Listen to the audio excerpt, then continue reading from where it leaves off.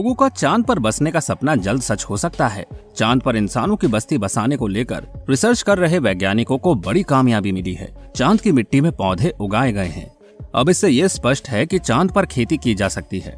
वैज्ञानिकों के लिए ये काम काफी कठिन था, लेकिन उनको इसमें कामयाबी मिली है। चांद पर खेती करना कठिन कार्य है, क्योंकि वहाँ की पथरीली मिट्टी है। अगर अंतरिक्ष यात्री लंबे समय तक चंद्रमा पर रहते हैं तो उन्हें ताज़ा खाना नहीं मिल पाएगा। चांद पर पृथ्वी की मिट्टी को लेकर नहीं जाया जा सकता है, क्योंकि खर्च बहुत अधिक आएगा।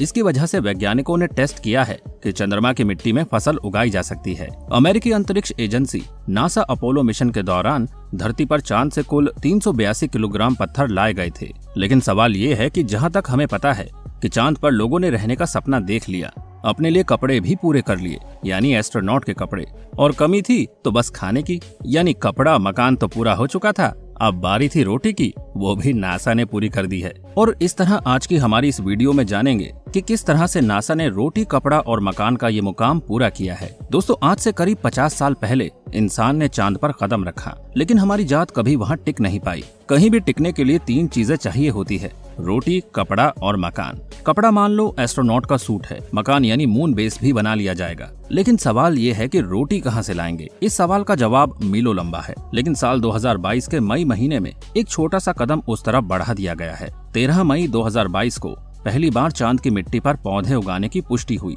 चांद पर रोटी की कहानी जो 50 साल पहले शुरू हुई थी, वो यहाँ तक कैसे पहुँची, आगे कहाँ तक पहुँचेगी, इस घटना के मायने क्या हैं? अंतरिक्ष की ज्यादातर कहानियों की तरह ये कहानी भी शुरू होती है स्पेस रेस से। दूसरे विश्व युद्ध से फुरस्त होने के बाद अमेरिका और रूस के बीच शीत युद्ध शुरू हो गया। दोनों देश हर चीज में कंपटीशन करने लग गए। जब धरती से बोर हो गए तो अंतरिक्ष में रेस लगाने लगे। माहौल ऐसा खिंच गया कि देखा जाने लगा कि पहले कौन क्या करता है। रूस ने पहला अंतरिक्ष यात्री स्पेस में भेजा। अमेरिका को ये बात चिपरी लग गई। अमेरिका ने इंसान को चांद पर भेजने का टारगेट रखा और 1969 में अमेरिका ने ये करके दिखाया। 3 साल 1969 से 1972 में अमेरिका ने कुल 12 लोगों को चांद पर भेजा। रूस अपना एक भी आदमी चांद पर नहीं भेज पाया। 3 साल में अमेरिकी एस्ट्रोनॉट बोरा भर भर के सामान बटोर लाए। चांद से कुल 382 किलोग्राम चट्टाने, कंकड़, रेत, धूल और कोर सैंपल्स पृथ्वी पर लाए गए। चांद पर खुदाई करके लाए गए इस लूनर रिगोलिथ कहते हैं। लैटिन में लूना का मतलब होता है चांद। रिगोलिथ माने किसी ग्रह या उपग्रह की बाहरी सतह। लूनर रिगोलिथ का मतलब हुआ चांद से ऊपर से खोदकर लाई गई सामग्री। इसे भाषा की सहूलियत के लिए हम चांद की मिट्टी कहेंगे। नासा ने दी 12 ग्राम मिट्टी। चांद पर मनुष्य भेजने वाले इस प्रोग्राम को नासा ने अपोलो प्रोग्राम का नाम दिया। अपोलो प्रोग्राम के लोगों ने बड़ी दूर की सोच रखी थी। उन्होंने सोचा कि यार, आज तो हमारे पास कायदे की टेक्नोलॉजी नहीं है, लेकिन भविष्य में हम तरक्की करेंगे, तो ऐसा करते हैं, ये चांद की मिट्टी बचा कर रखते हैं और फ्यूचर में बेहतरीन टेक्नोलॉजी की मदद से इसको समझा जाएगा। 2022 में यही हुआ। यूनिवर्सिटी ऑफ फ्लोरिडा के कुछ वैज्ञानिक नासा के पास गए। इन वैज्ञानिकों ने कहा कि यार, अपोलो मिशन में जो चांद से मिट्टी लाए थे उसमें से हमें 4 ग्राम मिट्टी दे दो। नासा से 12 ग्राम चांद की मिट्टी पाने के बाद ये फ्लोरिडा यूनिवर्सिटी के साइंटिस्ट काम पे जुट गए। उनको पता करना था कि क्या चांद की मिट्टी पर पौधे उगाए जा सकते हैं। महीनों के शोध के बाद जवाब मिला, हाँ, ऐसा किया जा सकता है। इस एक्सपेरिमेंट के लिए एक खास पौधे का इस्तेमाल किया गया, अरेबिडोप्सिस थैलियाना। इस पौधे का नाम आपने शायद ही पहले कभी सुना हो। इसके बारे में इतना जान लीजिए कि ये ब्रोकली और फूल गोभी का रिश्तेदार है। लेकिन इसी पौधे को क्यों चुना गया? क्योंकि ये एक ऐसा पौधा है जिसके ऊपर बहुत रिसर्च हो चुकी है। वैज्ञानिकों को इसके बारे में ऑलरेडी बहुत कुछ पता है। इसका जेनेटिक कोड भी रिकॉर्ड किया जा चुका है। तो किसी भी नए एक्सपेरिमेंट में इन पौधों में होने वाले बदलाव को बेहतर ढंग से स्टडी किया जा सकता है। इसीलिए चांद की मिट्टी पर उगाने के लिए इस पौधे को चुना गया। इस एक्सपेरिमेंट के लिए अपोलो 11, 12 और 17 मिशन की 1-1 ग्राम चांद वाली मिट्टी ली गई। ये तीनों मिशन चांद के अलग अलग इलाकों में लैंड हुए थे।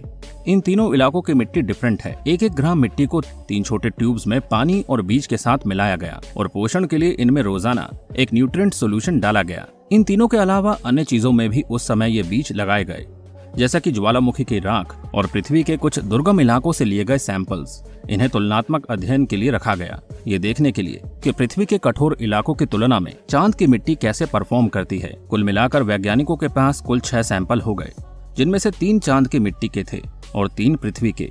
बीज रोपने के 2 दिन बाद ही ये सभी अंकुरित होने लगे। ये देखकर वैज्ञानिक बहुत खुश हुए।